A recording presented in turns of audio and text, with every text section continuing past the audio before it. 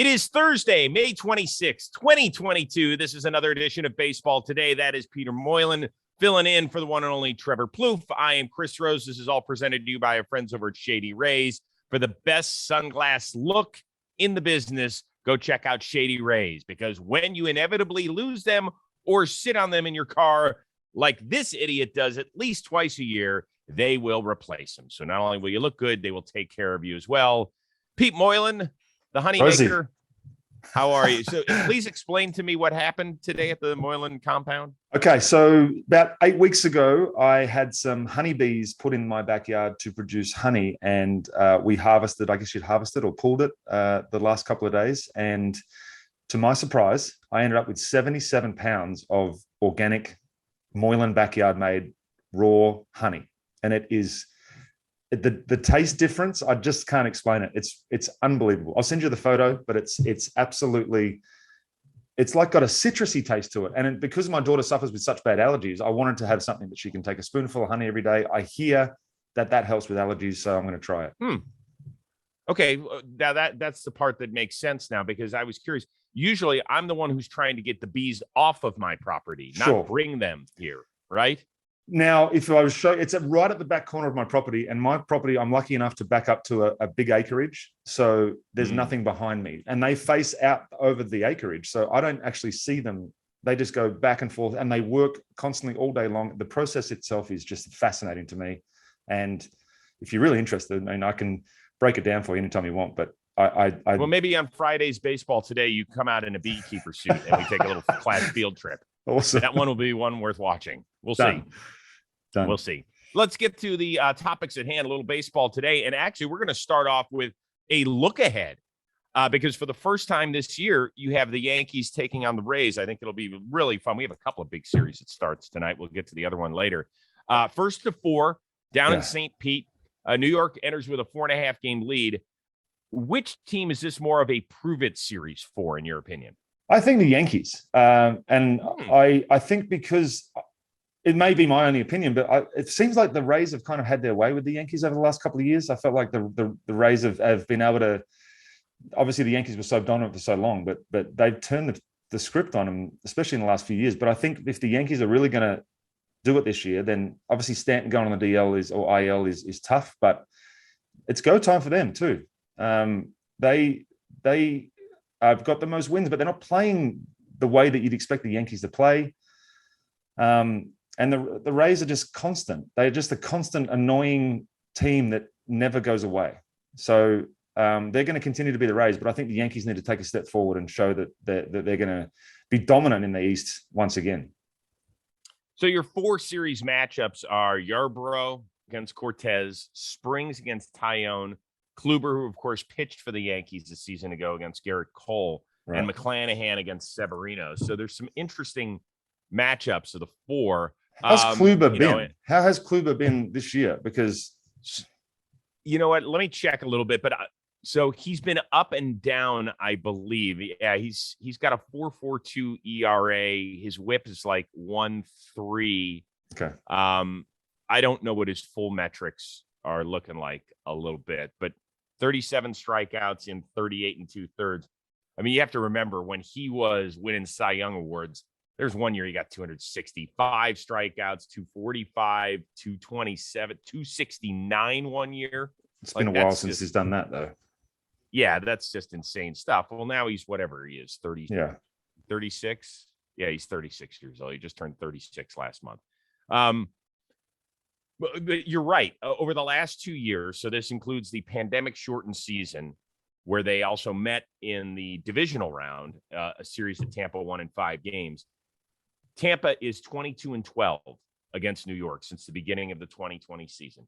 Now, we know there's no Glass now. That is a big deal for this team. But they always just find a way.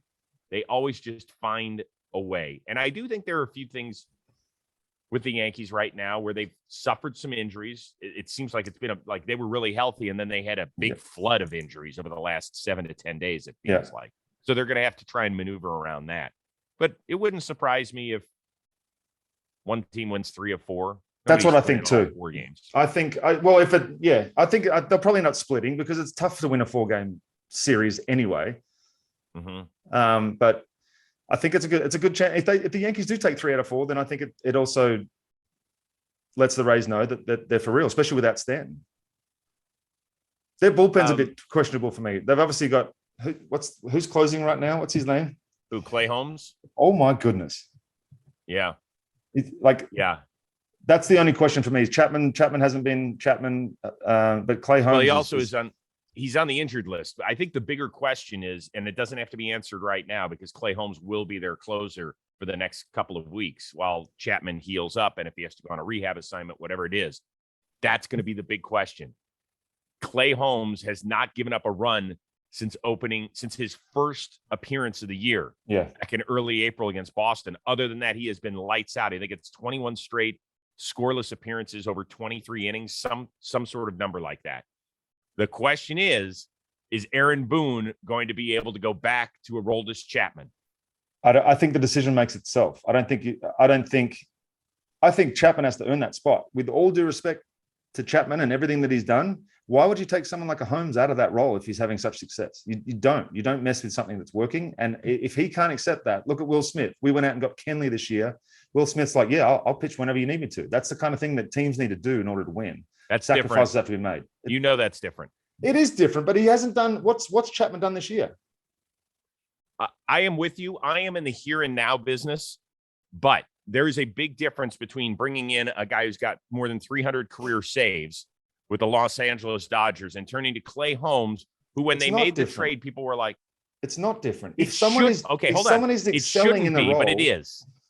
No, it was. I don't think that's the case anymore. I think teams are more about winning. They're not about optics. They're about winning. They don't give a shit how it happens. They want to get wins. And if that means that Clay Holmes closes games because he's got a .31 ERA and Chapman has been dog shit, then you don't go, oh, we won't want to hurt Chapman's feelings. We want to go to put him in the 9th inning. No, make him pitch. He can pitch wherever.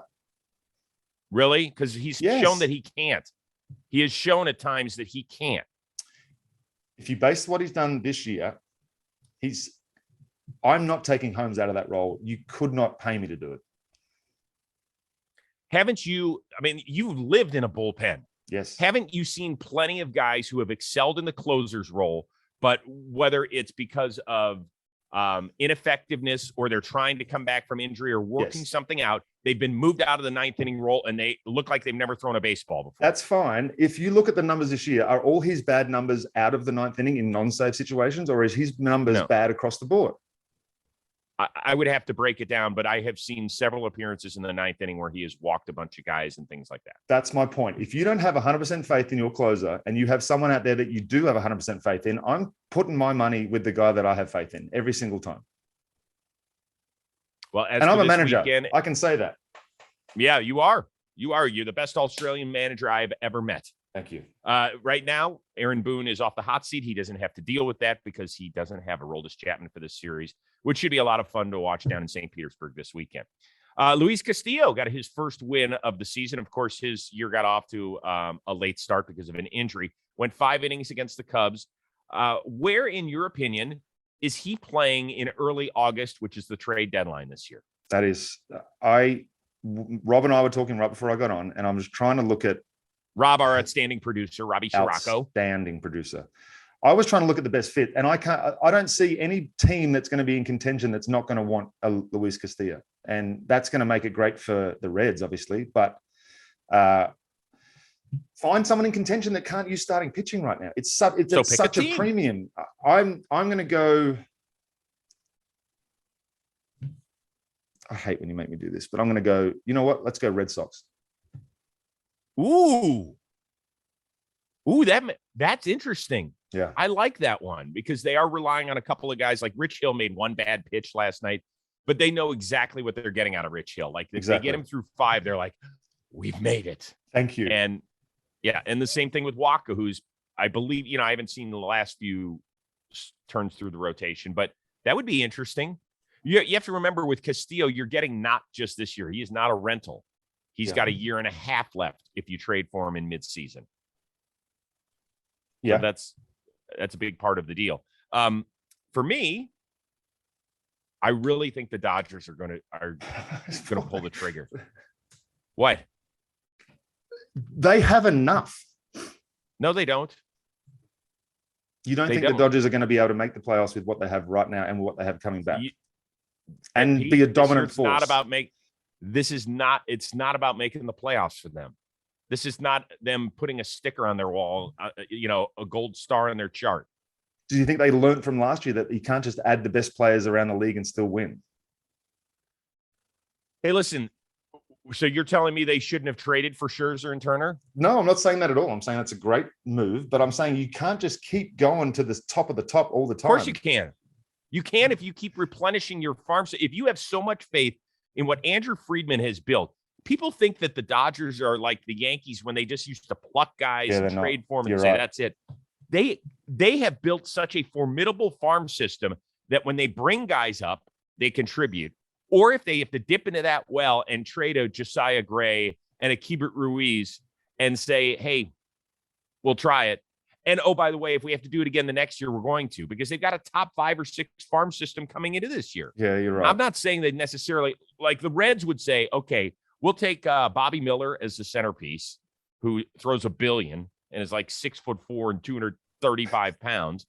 And if the Dodgers say, fuck you, we're not doing that, then you probably ask for Ryan Pepio, who just made his major league debut. And to me, like, that's a guy I would say, okay, that makes sense. Like, he's a little bit older. I think he's 24. He's from the Midwest. He would slide in with Hunter Green. They could grow up together in the major leagues. And, maybe you ask for an outfielder. I think the kid's name is Andy Pajes. I think that's how you pronounce his name. He's a kid that shined at high A ball last year. He hit over 30 homers. For the Reds, it would make sense. And for the Dodgers, I want somebody I know I can rely on not only this year, but next year.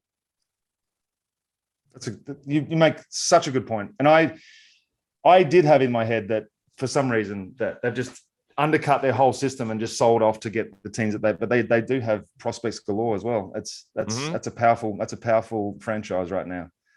You should listen to the show Farm to Fame on John Boy Media. I have a couple friends that do that show. They talk a lot about prospects and minor leagues and development and stuff. It's really good. So I should check that out. Yeah. So there you go. This whole squad is so frightening to me. Though I just keep looking at their lineup and I just think that where's the hole? Where's the relax spot for a pitcher? Where do you take a couple of at-bats off and be able to relax? There's nowhere. It's just constant. No, you don't. No, it's pretty brutal. I mean, it's very, very damning for them. That's a tough one. Luis Castillo could fit with the Angels. I don't think they've got much of a farm system, though. He could fit with. There's not a team that he wouldn't fit with, Rosie. That's premium. Right. Starting pitching is it's not like it used to be. No, I know, but there's some teams where, like, I don't think the White Sox would make a play for him. No. Okay, because they're going to be making a midseason addition when Lance Lynn comes back. Like, so the Dodgers. Look at what the Dodgers have coming back. Well, we don't know what Dustin May is going to look like. There's a difference between a young kid coming back from Tommy John Kershaw and Lance Lynn, who's already throwing and coming back from a knee injury. I think he should be okay. Kershaw's coming back too. Yeah, I hope so. I don't know that this isn't strategic with him on the IL. I know obviously he wants to pitch all year long, but I don't know if he's got that in him anymore. And they just, I look, I don't know, but it would make sense. They're so focused on workload these days that maybe it makes sense. All right, let's move on. I'm wearing a Colorado Rockies hat today to try and inspire the good people out there in the Rocky Mountains. It's an old spring training hat with the mountains and stuff. Yeah, it's a little goofy, but I kind of like it. Although I do like their CR hat for obvious reasons. Kris Bryant ended up back on the injured list. He came off over the weekend. He played a couple of games, and he ended up back there. How concerned are you that one day the Rockies will look at that contract and say, what the hell were we thinking? I hate these questions. I hate them too. I didn't feel good asking it, but I do think that it's pertinent because he went back on the injured list. So I do too, but I just think that's a case of maybe rushing him back too quick, or maybe. So I'm not too concerned. I think with backs are such a tough thing. I've had 2 back surgeries. They suck. They're debilitating, even if it's, you think that it's okay, and then the next day you wake up and you literally can't stand up. So I think cold weather's had a bit of a factor, but you don't sign in Colorado if you're afraid of cold weather. I'm not ready to jump on they're going to regret this right now. I look back at games played throughout his career. He's only had a couple of years where he didn't play full seasons. I think once he gets back and once he gets this right, I think he can be a force. He doesn't have any homers this year, which is obviously they're looking at and thinking, let's pick it up a little bit, but I'm not ready to throw the towel in yet. So it's 7 years, $182 million. For that money, that is franchise player material, correct? We would agree? I agree. Not every 9-figure contract that gets handed out means that you're automatically the face of the franchise, the centerpiece of a lineup. You would think it does, but like Nick Castellanos, who I think is a really good leader in a clubhouse, they already had Bryce Harper, right? Yeah. So the focal point is there. They were trying to add to that and take them somewhere they haven't been in 11 years. When you hand Kris Bryant that type of money, you are saying, we are building around you. You are the dude. I think he is more Pippen than Jordan, and I've always thought it. And I know it's a weird analogy maybe in this sport, but I think that if you are going to pay a guy franchise-type money, that he has to be the guy. And I always thought Kris Bryant was a wonderful baseball player, but I never felt like when I watched the Cubs that he was the dude. But he's never had a chance to be the dude either, because he's been surrounded by other guys. So that's a fair point. Give him a chance, maybe give him 100 games as a Rocky and see what kind of influence he can have, see what he can do. I don't think that we can throw that at him yet. I hear what you're saying, but give him a chance to be the guy and be healthy. You've seen what he can do when he goes off. Like he can hit 15 homers in a month. So I'm not, as I said to you, I'm not ready to say that it's a shitty deal just yet. I'm confused by the Rockies franchise all the time, but I'm not confused about this deal. I think it's still going to work out okay. I hope it does, because I like watching him play baseball, and I think he's a super nice kid. From what I know of him, every time I've met him, I've really enjoyed him. And I don't want this to make it seem like I like Kris Bryant. I just think that when you're paying that amount of money, that I would like a little more fuck you in him. Sure. Does that, am I off base here No. when you're paying that? Because like when Joey Votto got paid, whatever it was, $215 from the Reds, I was like, not only are they getting an MVP, they're getting a guy who I know can represent that team, represent that city. And when we got to go out and take care of shit, we're going to. But he also stayed in the same city. This is a guy that's moved cities. He's got to establish himself. He's got to get comfortable himself. There's a whole lot of different variables there that I think play into it as well. But that's the danger when you go out, you go out and give it to, there's no equity built up. We've talked about that for years. When Pujols left St. Louis, he could have gone 0 for the next 1,000 in St. Louis, but he was still going to be Albert Pujols of the St. Louis Cardinals. When he got out to LA, they only looked at him as one thing, and that's a contract. Yeah. No, that makes sense. I get it. Okay. Other big series that gets started tonight. It's a 4-gamer, Milwaukee at St. Louis. More pressure to get it done this season. The Brewers, who have made the playoffs 4 straight years, but haven't gotten to the big dance, biggest dance there is, or the Cardinals, because they've got 3 legends who might be finished after this year. I think the sense of urgency sits with Milwaukee. I think that the fun story will be with St. Louis, but I don't think there's any pressure on those guys. They're all 40 years old. No one's expecting to do anything, right? Wainwright's still turning the clock back somehow. Molina's, I still think he's as good as anyone behind the dish, and Pujols is hitting lefties as good as anyone right now. So that's great storylines. But for Milwaukee, at some point, you have to take advantage of this roster that you have. Freddie Peralta is going to be a massive loss for them. They say he's coming back, but I still think they have enough to be able to cover it. Next 2 weeks is going to be huge for them. This series is going to be huge for them. But that rivalry is real too. I think the Brewers feel like they're the little brother of the St. Louis Cardinals a little bit, and they're trying to stamp their own authority on the league. So I'm going Brewers. I think Brewers have to really step up and show that they can win that division and do something else in the playoffs besides making the first round. Yeah, it's interesting what's gone on sports wise up in that part of the country, right? The Packers have just dominated their division for years. Yeah. Now they've had the best player in the NFL, or one of the 2 or 3, depending on how you judge Aaron Rodgers, but they haven't been able to take that next step since Super Bowl 45. And so everybody's like, well, it's great that you keep winning NFC North titles, but let's go hoist a Lombardi. Right. And I think that's the feeling that might be trickling down to the Brewers a little bit. Like, they are a fun story. That place rocks when it gets going. It's fun to see those guys mash balls. Rowdy Tellez is hitting it 30 rows deep. Like, that shit's great. Yeah. But at some point, when you have this much talent, or at least it feels that way, division championships, that's not like it's like the mini class ring. Here's one for you. What if they add Luis Castillo? I think their lineup's fine. I think their lineup's okay. I think they gel as a lineup. They find a way to. It's not like superstars and bangers. Like, you look at the Yankees and they go 1 through 4. You don't like it? Okay. I don't like it enough. I need. We talked about this the other day. Yeah. When you're playing other teams that can really pitch in the playoffs, right? Like, they just played San Diego, and I know that they ended up winning the series there. But that's the type of series where you're going to grind out. And I know they didn't have a hater at all for that series. And by the way, we send the best to he and his wife. Absolutely. Absolutely. Some pregnancy issues, and obviously sending their best. We met them at the John Boy Media House. Wonderful, nice people. So we're sending our best to them. But as far as the baseball goes, it's hard, man, in the playoffs. Pete, how many times do you pitch in the playoffs? Once. One series. Okay. It is a different animal, man. Dude, it turns up. So I had no idea. And it wasn't until I got to the playoffs that I realized why guys want to go to the playoffs every year.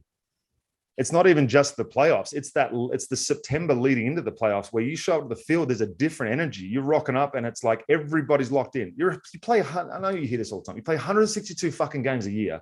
No one's locked in for 162 games.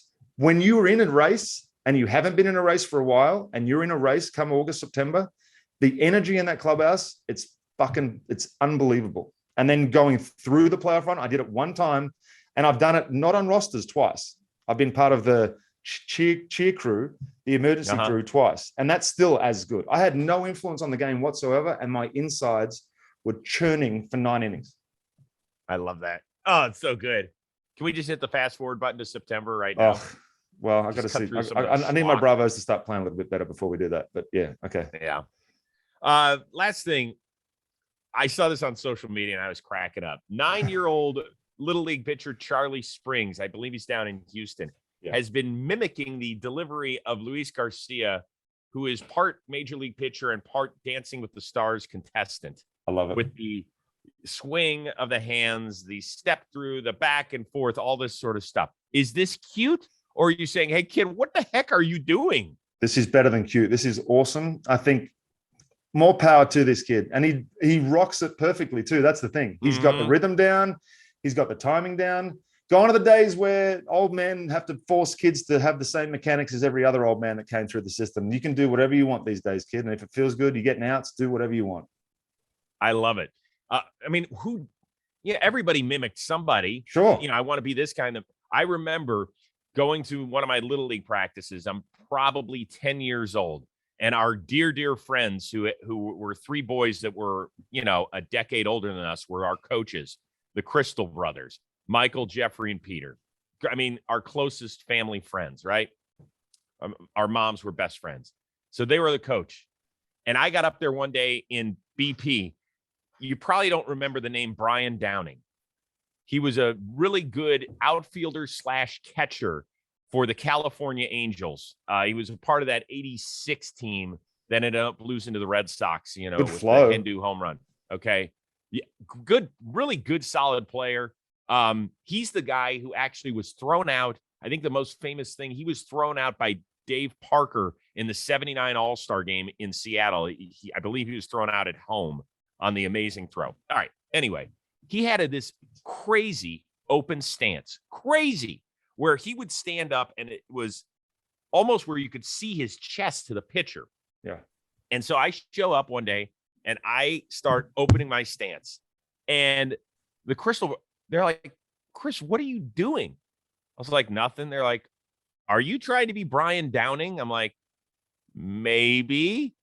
Like, okay, go for it. Yeah. So they told the pitcher to start throwing it outside. So I'd have no way of covering the outside part of the pitch. Now, Brian Downing could because he was a major league hitter. Yeah. Chris Rose could not. Well, if he's able to do it and he's able to throw strikes, I'm all for it, Rosie. And just diving more into Brian Downing, have you seen his Topps baseball card where he's flexing and holding the baseball bat straight up? I'm going to send that to you as well for those playing What at is home. it, like one of these? Or...